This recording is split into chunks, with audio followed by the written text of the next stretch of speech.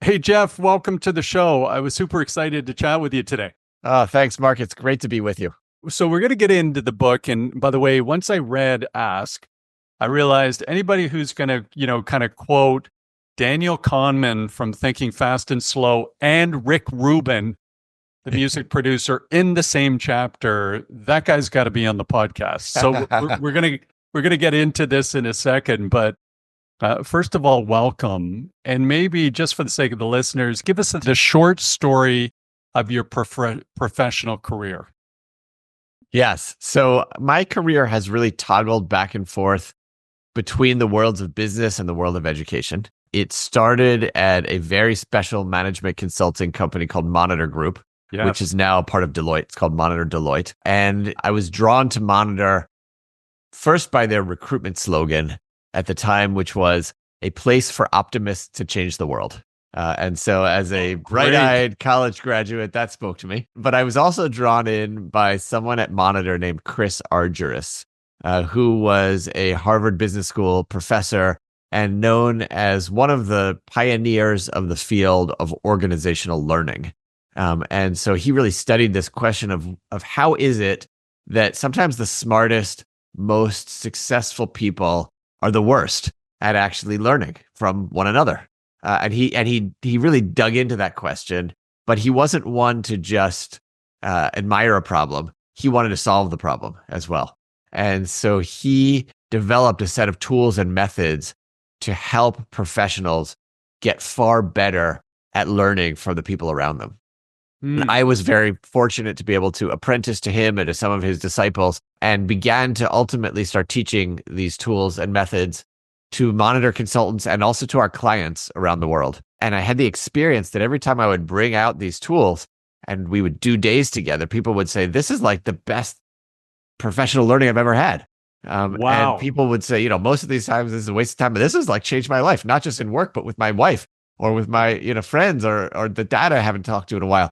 And I realized I was just onto something. I didn't invent it, but I had the great fortune of inheriting it and be able to deliver it. And so I spent almost a decade at Monitor. Then one of my clients, a woman named Wendy Kopp, who started an organization called Teach for America, now a global organization, asked me to come help run part of her organization. She had been my client for 5 years, and I was so impressed by what they were doing. They were more hard charging and more ambitious, better run than most of my corporate clients. And I said, you know what, let me take a leave of absence from Monitor. Monitor was kind enough to give me 2 years, and I ended up becoming the chief learning officer of Teach for America. And that 2 years turned into 10 years because I was just having so much fun. We were scaling the organization. We were trying to improve quality while we were growing incredibly quickly. It was an incredible journey. So did that for about a decade. Did you want to jump in?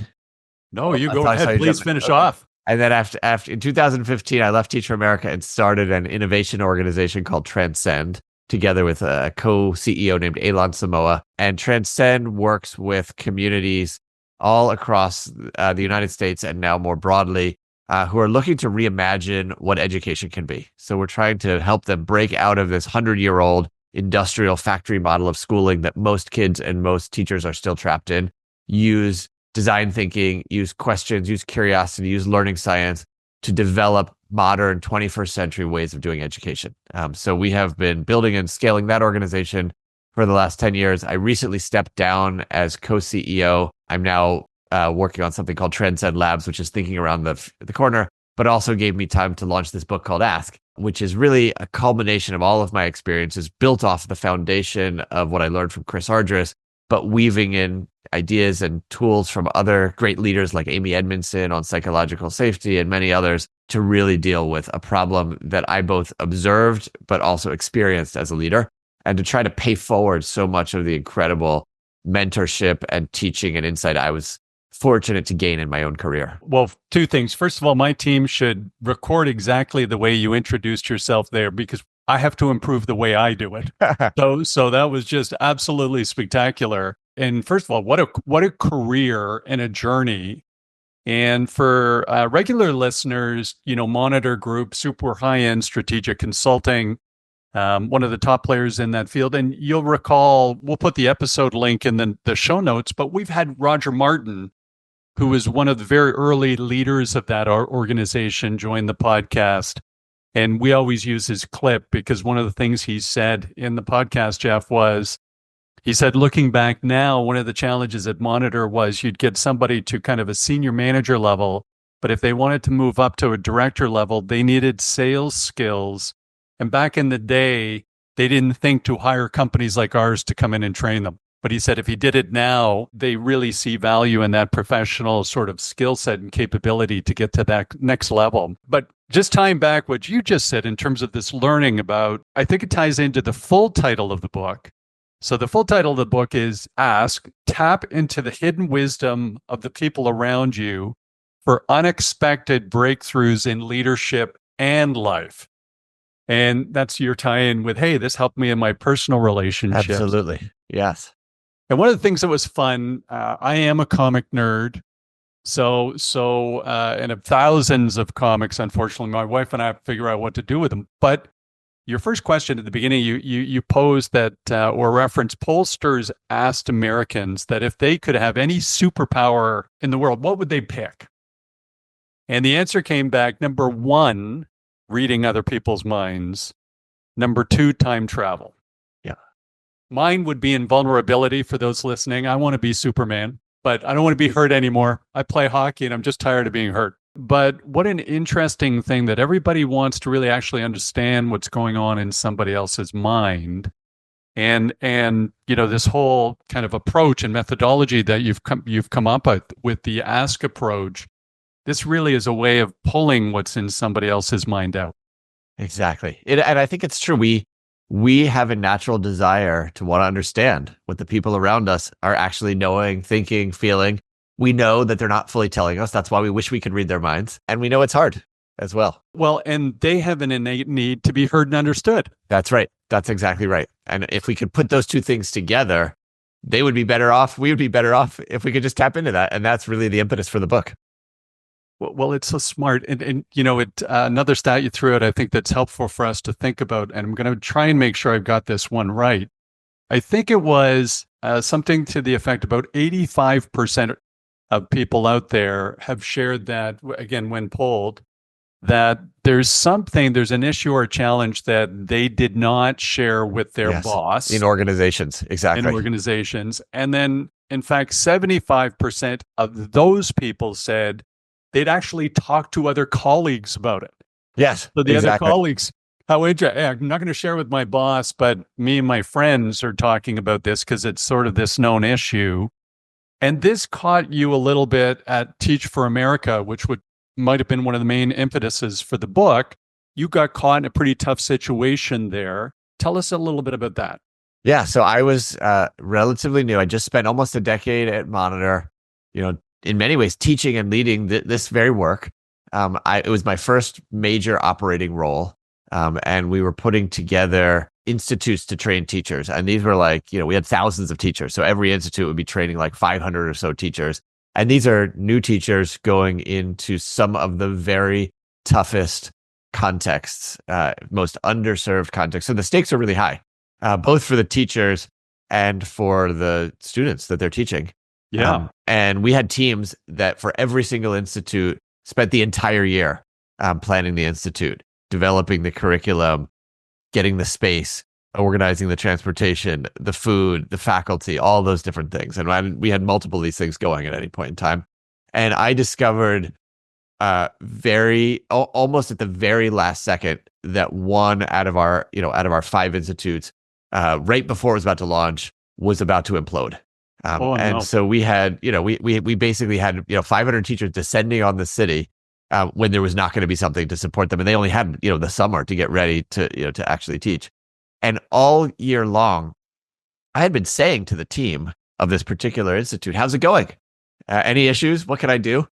And I was, oh, it's going well. We got it. A couple bumps, but, all that kind of thing. And I was new in my job. I didn't have all the right questions to ask, but I was thinking, all right, we're good. And then all of a sudden the thing, one thing crumbles after the next. We don't actually have the buses lined up, and there's no summer school for them to have a practicum to teach. And, half the faculty aren't ready to be teaching and all that kind of thing. Thankfully, I had a colleague who was, incredible and swooped in and saved the day and whatever else. But it got me thinking about this question. How come they didn't tell me? Because it Yes. turns out in hindsight, they were panicking. There were all kinds of issues. And if they had told me, I would have rolled up my sleeves. We would have gotten in it. We would have solved it. It would have been fine.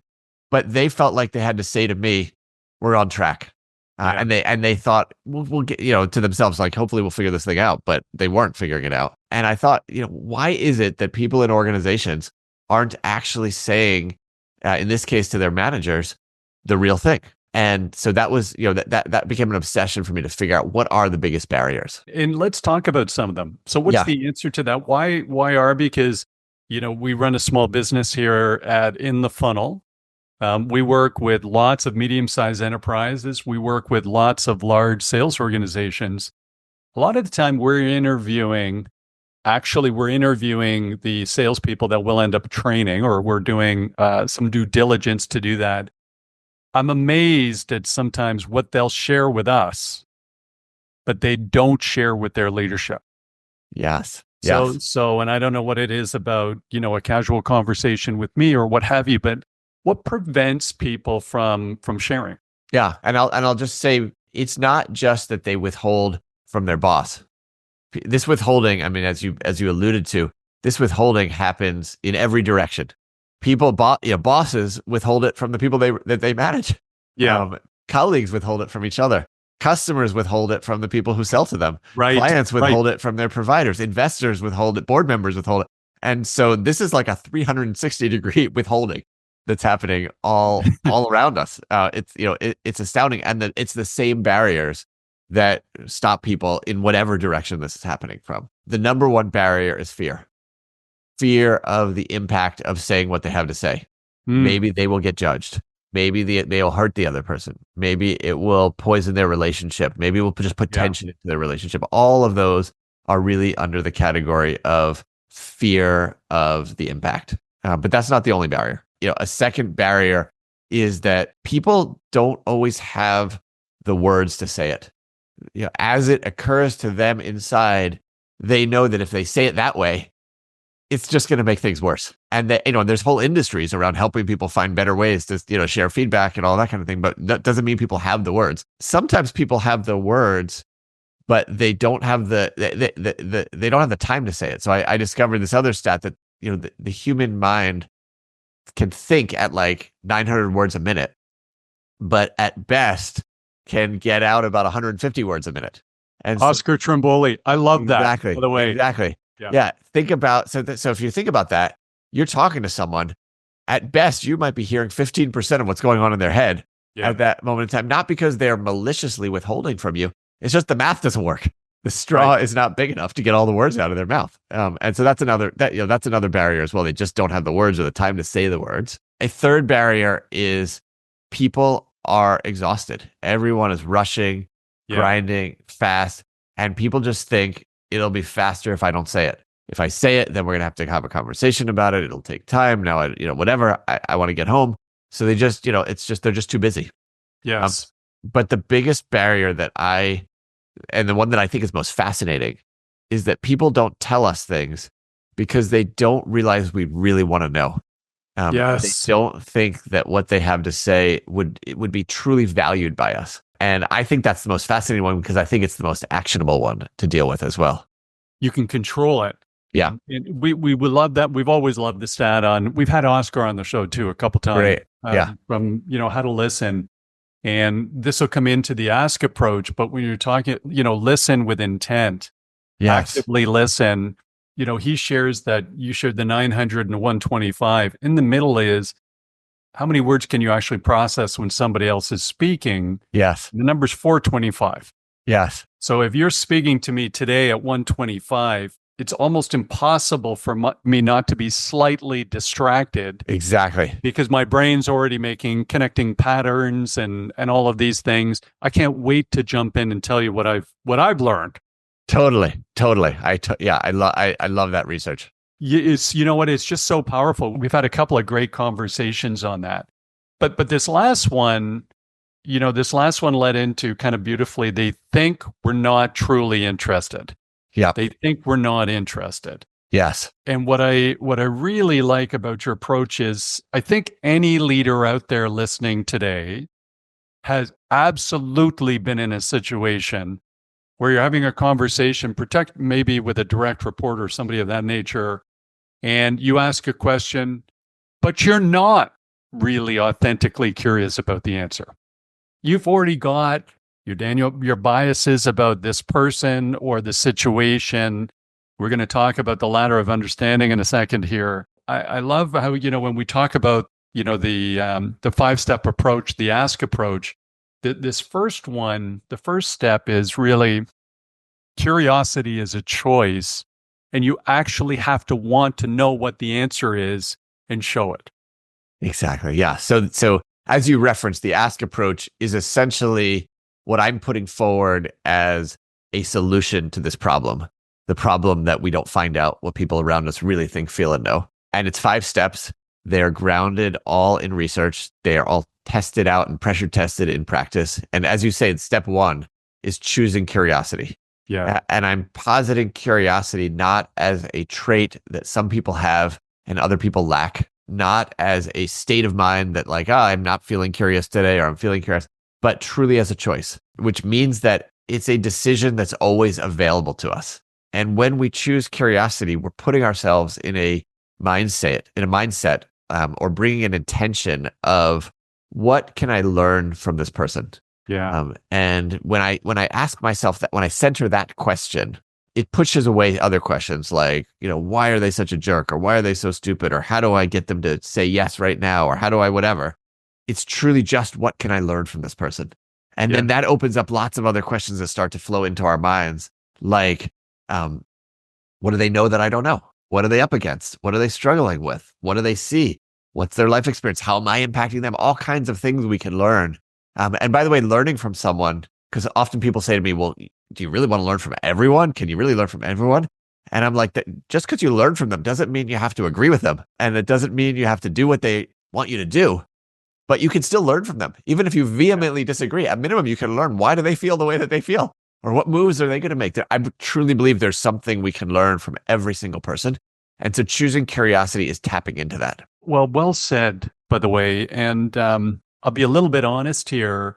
When we started the podcast, 175 years ago, first of all, we went after sales leaders and people who've written sales books. And because it was the early days of what went on, I promised that I read everybody's book before they join this podcast. And, maybe as a little overconfident, I did some big deals as a salesperson, led some large organizations. I'll be honest with you, I was very judgmental in the early days of reading someone's book going, hey, there's nothing new here, and I've heard this before, and so on and so forth. And then getting somebody on live conversation and talking to them, you realize, man, they brought 2 or 3 other things to the table that I hadn't thought of. And I really like the approach and what they've done here. And it actually triggers, that dopamine where you go, Yes. hey, I'd like to learn more. Yes. But we all love dopamine. Totally. So really where this, although to some extent, this is still good marketing for us, the driving factor for a lot of these podcasts is we put people or guests on where I've read the book and I go, I can't wait to talk to this person. And everybody does. If you're open-minded, I think everybody's got something to teach you, or there's something to learn in everything. But as we'll get to, there are barriers within me where I'm going to make that judgment fairly quickly. And say, you know what? They were never really top level salesperson. I don't know if, and my emotion comes into play. Or in milliseconds, I determine, do I like this person or not? Totally. And that can absolutely, put up a wall or a barrier. But just while we're on it, we're going to stay on curiosity, but just while we're on it, the ask approach is this 5-step approach. And it, as you say, it's number 1, choose curiosity. Number 2, make it safe. Number 3, pose quality questions. Number 4, listen to learn. So great there. We talked about Oscar. And then number 5, reflect and reconnect. So when we start to think about this new approach, and by the way, the book, I've just got to call it out. I read a lot of books. I've written a book recently. I read a lot of books. Beautifully written book. Thank you. well designed, simple but powerful. And I do love the fact I'm just one of those people. I love the fact you've got a powerful bibliography. It's not opinion. These are fact-based comments. We're referencing great research, great books. Again, the hardest book I've ever, read is Thinking Fast and Slow by Daniel Kahneman. I have every one of the 135 biases. I've noticed it's just so painful to see all of these things. My brain tricks me. But just on curiosity, let's just stay on this curiosity. For those out there today who are walking into that next meeting, and whether it's with a customer, whether it's with a prospect, whether it's with a peer, whether it's with a direct report, what are some of the things that we can do in our tool bag to try and generate that authentic curiosity? What might be some tips to make me a little better in that next meeting today? Yeah. So maybe this is a time to talk about the ladder of understanding, because this is a tool to help us understand where our curiosity goes to die, how curiosity shuts down. And I actually believe that one of the best ways to choose curiosity is to understand a little bit about how our mind works so that we can become more aware of when our curiosity is shutting down. And so this is a tool that is adapted from work by Chris Argyris. And it basically helps us understand how it is that we walk into a situation and size it up and tell ourselves a story about what's going on, all in milliseconds and all outside of our conscious awareness. And so it starts by anytime we walk into a situation, we are awash in data points. There's just information everywhere. Even as I stare at you right now, I'm looking at your background. I'm looking at your facial expressions. I'm looking at what you're wearing. I'm looking at your microphone. I'm listening to all you've said. I mean, if I tried to stop and pay attention to every single one of those hundreds or thousands of pieces of information that is surrounding me, if I tried to pay attention to all of them, I would be paralyzed. If you ever walk down the street with a 3-year-old, they do stop and pay attention to everything. Look at that bird, look at that worm, look at that leaf, look at that crack on the sidewalk. I mean, everything is interesting to them and it is adorable, but they don't get anywhere. It takes you 2 hours to walk a block. And so in order to move forward in life, we can't just pay attention to everything. We have to select the tiniest fraction of that information to zero in on. And basically we ignore everything else. And the dangerous part is we forget that we've done that. And so we assume that whatever that tiny fraction of information is that we've zeroed in on is the totality of reality in the whole thing. And because we're human beings, we're not content to just sit with that piece of information. We instantly make meaning of it. So we now go up the next rung of the ladder. And that is to essentially say what this means. Oh, he's nodding that way. That must mean he's placating me, or that must mean he's interested, or that must mean whatever it is. But we make we make an inference of what it means. And very quickly we jump to the top of the ladder, which is ultimately we draw conclusions. He's that kind of person. She's that, she's trying to do this. This is what's really going on here. And those conclusions become our story. And the story has major consequences because the story shapes what steps we take next. And so that is how the ladder works. We're essentially, we're awash in this data. We just kind of very quickly zip up to the top of the ladder, construct this story, and we don't even realize that we're doing it. But the kicker is that the choices that we make at every step along the way, what information to select, how to interpret, what story to spin, are not random choices. They are, you referenced Kahneman. They are shaped by our prior beliefs, worldviews, assumptions, ways of being, ways of knowing that I call our stuff. So essentially, our stuff shapes our story, but then we have a story that we get to, which then reconfirms our stuff. And so we're like, there we go again.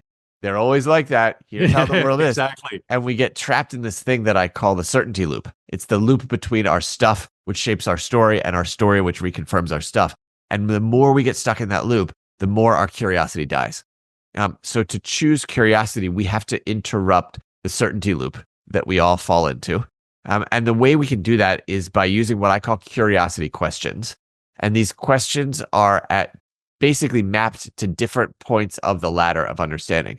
So at the very bottom is selecting the information. And so the question is, what information might I have overlooked? What else might be going on here? What might I be missing?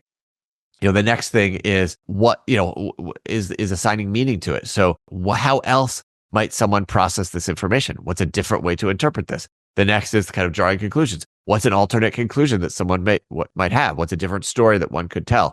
All of it, and the uber curiosity question is, what can I learn from this person? And so if we can start to inject those questions, almost like injecting question marks into our otherwise certain story, we begin to loosen its grip on us. It doesn't mean it's wrong. It doesn't mean we have to throw it away or abandon it, but we just make room for some other ways of looking at the situation to come in. Now, sometimes it's hard to do that because we're so stuck in our own story. And so Yes. I say it can be helpful to invite a friend or a coach or a mentor to pose these questions and to sit with these questions with you. I have recently also found, and I write about this in the book, that AI can be that friend as well. You can put in your whole rant into AI. I can't believe this political figure, this business decision, this whatever, and then just put a question in, like, what might I be missing? What comes back is fascinating. It's humbling. It's curiosity producing, and it's in the privacy of your own phone, computer, desk, laptop, wherever you are. You don't even have to admit that there might be another way of looking at it, but you can still get that help. Boy, by the way, gang, when you're reading the book, first of all, there's great chapter summaries on everything, all of these key points that you go into. There are great examples of these AI prompts. So what would you put in using an example there? And the example in the book that kind of showcased the curiosity and the ladder of understanding was this reference point between in a Caribbean country where tourism was being impacted, the hotel management versus the unions of the labor working in these hotels trying to figure out how do we get to this point where we can stop losing, the dollars from our number one industry for the entire place. Exactly. And I love this idea. We all battle, by the way, thinking fast and slow. It's shocking when you learn about the mental shortcuts we all take and the biases we have. And I have them all. And you catch yourself. And, one of the themes I think about everything you put in the book is we have to be in our best self to actually do these things. How many times have I been in a client meeting? How many times have I been in a meeting with a direct report where I'm running to the meeting? I just ran from another meeting. I'm overworked. I'm overtired. I've got to get to the gym tonight somehow. I got 5 hours sleep. Everything's about me. And then when I come in order to be authentically curious and to pause and to, listen to learn or listen to understand, it just takes enormous energy. And you absolutely have to protect some white space for yourself in your day and your energy so that you can actually do that. Yes. It's we cram so much into a day. Everybody's got so little free time. All of this stuff becomes exponentially more difficult if you're wiped out. Absolutely. And I do think it can take a lot, but there's also small things to do. I know you had a guest, Diane Hamilton, Yes. on the show. She and I are collaborating on an article actually together with someone else named Natalie Nixon, all about how can you just put little speed bumps in your day Yeah. so that you can actually get that pause. And so, even if you got the 5 hours sleep, even if you're running, you don't have to become like a perfect, monk and, everything in tune or whatever. You just have to put a little speed bump in and say, wait a minute, let me just think. Here's a question. Let me just pause for a second, take a breath. Okay. And so there are little things that we can do to cue our curiosity. Yeah. Another person you may want to think about collaborating with, Juliet Funt, a book called A Moment to Think. Yes. Juliet Funt, a book called A Moment. She was a guest on the podcast maybe a month ago. Great. Okay. And talks about, the same problem. And, she makes a great reference of, it's a little bit like a fire. When she was an inexperienced camper, she'd come out, she'd try to cram all the wood together to light a fire outside. It doesn't work. Yep. And what I've you tried have to that. do to build a fire, you've got to allow some space for oxygen to get through to let the flame breathe. And, just talks about this need and importance and impact of actually putting some white space in your day and your time. So you actually think instead of just doing everything all the time. So she'd be somebody maybe great for this discussion too. Love it. So the second, when we talk about the 5-step ask approach, the second step on the approach, make it safe. Yes. Learning from me definitely earlier in my career. Make it safe. And we talk about a safety cycle, creating connection, opening up, and radiating resilience. Let's talk about those briefly. Yes. So this is a recognition that even if I'm curious to learn from you, if you don't feel safe telling me your truth, Yeah. especially if it's a hard truth, it doesn't matter how curious I am. I'm not going to learn from you. This was Yeah. basically the kind of core problem I faced in that story I told you earlier about my team. Yes. I was curious to know how it was going, but they didn't feel safe telling me the answer. You're new. They Yeah. don't know you. You came from a big league consulting firm. It's a bit Yes. scary, right? Exactly. And, there's a power differential. I could hire them or fire them. And there was also, we were also operating across lines of difference, race, gender, other things as well, and, Yes. geography. So all kinds of barriers, reducing the safety that they felt. And so I say, if we want to learn from other people, it's on us to create that safety. And so just a little bit about each of the three pieces of the safety cycle you talked about. Creating connection is, it may be obvious, but I think the two most important insights I got from researching the book are, one is, when do you do it? You got to do it before you have the important conversation. So digging Right. your well before you're thirsty. If you're trying to create connection at the same time you're trying to create safety, it's much harder. If you can have built that connection well in advance, it's much easier. And the second thing is the time and place and space of the connection. So for the book, I interviewed CEOs because I know that CEOs are Big league notorious. CEOs Big too. league, big companies like Kraft and Medtronic. They are notorious for not getting the truth from people. People don't tell CEOs the truth. They lie to them because they want to look good in the eyes of the CEOs. They want to make the CEOs feel. So I said to these iconic CEOs, people like Bill George or Irene Rosenfeld, how did you get the truth out of people? And one of the biggest things they said is, it's when and where I have the conversation. I'll never bring someone into my office, make them sit across the big, intimidating CEO desk from me and assume that's when they're going to feel safe. No, I'm going to go to them. We're going to do a ride along. We're going to have lunch. We're going to take a walk. We're going to sit on the sofa, whatever it is. And there was no single answer, but the answer simply was, wherever they are going to feel most comfortable and at ease is when and where we should have that conversation. And I think it applies in business and in life too. It applies with my 16-year-old daughter, who never wants to tell me anything when she comes home from school or at the dinner table. But if I want to find out what her life is really like, I have to do it when she's comfortable, which is 11 p.m. when she's done talking to her friends and she's done with her homework, and I'm ready to go to sleep. But that's when she wants to talk. And if I want to know what's going on in my daughter's life, that's when I got to do it. And the same thing I think holds true in work situations. So that's creating connection. We've all had discussions with leaders throughout the course of our career where we felt this. And we've absolutely had leaders that we reported into based on what you've done where you did not feel this. Yes. People can viscerally feel how safe they are. Absolutely. And that's where the stats at the beginning, the 88% or 83% that no problems but won't share them, and then 75% share with each other. I've absolutely lived that, where you just walked into a meeting saying this person does not care at all about me, my life, my situation. I'm a tool for them to achieve a goal. And then you make this kind of decision to go, hey, am I still getting something from this whole thing? And I lived like that for a couple of years, few years in a row like that, because there was still value to me and learning to me. But I would not have thought for a second this person cared about me whatsoever. They're not going to have your back when when you really need it. Yeah.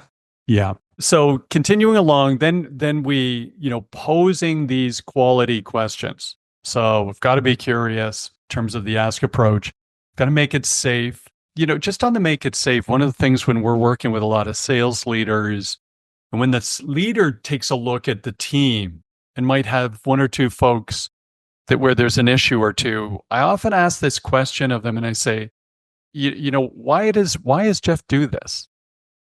And people think the answer to that question is self-evident, but it's not. Why is Jeff, continuing to enjoy his work with Teach for America, if it was 5 years ago? And, the answer to that question came from Jeff specifically. It's not your opinion as to what you think. What did Jeff say when you asked him, why do you do this? You could work anywhere you want. You came from Monitor. why do you do this? Tell me more, tell me more, tell me more. And so I always just think there's this first, one way to make it safe is people will care what you know when they know that you actually care. It Yes, has to be authentic. it has to be that. And that's why curiosity comes before making it safe. Because Ah, if you're genuinely curious, it's so much easier to make it safe. And if you're not curious, people can tell. yes. There's not much you can do to make it safe if you haven't really first chosen curiosity. Yeah, yeah. So, and are they in sequential order when we think about the ask approach? Is this kind of a It is intended to be sequential. I mean, I think you could pick any step, and the more you do it, the better off you'll be. But there is a flow, and it starts with curiosity, and then it's making it safe, and then from there you're ready to ask questions. And so that takes us to number 3, posing quality questions. so let's talk a little bit about that. Yeah. So I define a quality question very simply as a question that helps us learn something important from someone else. And that may sound simple, but many of the questions that we pose, many of the things that come out of our mouth that have a question mark at the end, do not truly allow us to learn something important from the other person. I call those crummy questions. And so I Technical distinguish. term. Yes, Don't confuse us with this technical jargon with all your exactly. book learning. Don't confuse us with your fancy book learning, Jim. Yeah, I just say, we got quality questions and we got crummy questions. And, crummy questions can be things like things that are clumsy. Like if you ask 4 questions in a row, no way that someone's going to remember all those questions to answer. Or another clumsy question is just if someone says, hey, this is what I think. Wouldn't you agree? Or isn't that right? Or right? Those are all things that I think someone might actually want to know, but it's very hard to answer when someone says, right, for you to say, actually, no, that's not right. Someone might do it, but very few people will do that. So there's clumsy questions. There's what I call sneaky questions. That's kind of like what a lawyer will do to try to get someone to admit that they're guilty. There's attack questions. So all of those are in the category of crummy questions. But then as it relates to quality questions, one of the things that I'm fascinated by is that, so many of us have basically for a living, we have conversations. That means we're asking questions and we're giving answers and we're, doing this. It's the same thing in reverse. And yet none of us has actually been taught what is the taxonomy of good quality questions to ask. I think about it the same way that a surgeon might have their scalpel and then they've got this tool and this tool and this tool and all the different tools, depending on what they're trying to do, they've got something to go with and they've been trained and they know what to use. Yet we who ask, who talk for a living have never been taught what are the different kinds of questions. So in this chapter of the book, I introduce a taxonomy, about a dozen different questions. It's not like there's hundreds. You can learn this, and each one of them helps us get to something different. I'll just give you one example. Please. So one of the strategies in the taxonomy is called request reactions. And request reactions is very simple. I tell you something or I explain something to you or I make a request or I give you some feedback. And then at the end, I just simply pause and say, what's your reaction to that? Or how does that sit with you? Or how does that strike you? Or what does that make you think? Or what's wrong about what I just said? Or what might I be missing? Any of those things radically increases the chances that I will now access your thinking about my thinking. So if you disagree with my thinking, I get to find out. If there's a hole in my thinking that I might not have seen, I'm much more likely to actually find out that hole if you can see what it is. But it's very rare that we'll actually stop and invite questions, like invite reactions. If we do, sometimes we'll do it in a crummy way, which might be something like, so does that make sense? Or something like that. Again, very hard for someone to really answer honestly to that question. But if we request reactions in any of the different ways I illustrated, we're much more likely to essentially get disconfirming data, information that might surprise us. And I would say, especially in a sales situation, you're much more likely to surface barriers if you really understand how does what you say land with someone. All of this entire conversation applies directly to sales. I wasn't going to pull everything right back there, but a couple of thoughts. First of all, this approach to asking these questions with an intent to learn is much different than asking questions with an intent to manipulate, which is, what they used to do in sales 50 years ago, 40 years ago. And human beings, of course, resist any form of manipulation whatsoever. They're repulsed by it. Yes. But sometimes when you're talking to an unsophisticated salesperson, this list of questions means like, yes, yes, yes, yes. Oh, you've got to move forward. It's time to buy the condo in Florida. Yeah. So this asking these how does this strike you? I think is just a great open-ended question. And then it's a bit back to the Oscar Trimboli. Just allow the pregnant pause, which seems like it's way too long Yes. because the 900 words in their head need time to get out. Yes. And then I love it. It's either Michael Bungay Stanier or it's Oscar. Once they answer, just sit for a while Yeah. and go, what else? Yes. And they'll fill it. Yes. And Completely. it's again, all this comes back, boy, do what I say, not what I do. I have a tough time also, just like everybody else, because I'm an extrovert. So I want to fill the air, but just so powerful. And again, preparation and thinking about these questions. One of the things that I picked up in the book, and I'm not sure I'm sure it was intentional, but I didn't see it written down specifically, is a lot of this, the ask approach is this intent. This intent where I actually do want to know. Exactly. Exactly. And I'm just this believer, Jeff. And there's some stats by, I'm going to forget his name, Dr. Nick Morgan, also I think from Harvard, in a book called Can You Hear Me, where people can sense your intent in milliseconds. Exactly. And we're always saying this on the sales front, which is our intent is not to sell them something. Our intent is to figure out if we can help them somehow. Exactly. And they 100%. Yeah. No, I think that you've captured so well. You put your finger on the full ethos of the book, which is the intent to learn something from someone. And that, again, that's why I started with curiosity, because we've got to have that curious intention for the rest of it to even make sense. Oh, just great. So the posing quality questions led to listen to learn. Exactly. And then it led to reflect and reconnect. And this one, just given your time, this one maybe is one to touch on before we wrap up. But how often do we have this situation where we're having this conversation, somebody shares, and whatever they share went into the ether? Yes. And nobody knows whatever happened. Man, I really was exposing myself. I was throwing myself out there saying, these are the 3 things the company needs to do. Tell us a little bit about, I love the fact that at some point in time, you've got to say, hey, thank you for the feedback and input. Yes. I've actually processed it. Doesn't mean I have to agree with it. Yeah. But I do have to actually acknowledge it and say, hey, I'm either going to do something about it, or I'm going to decide we're going to do something about it in the future, or we're never going to do something about it. But I've heard you and I've actually considered it, and I appreciate the thought.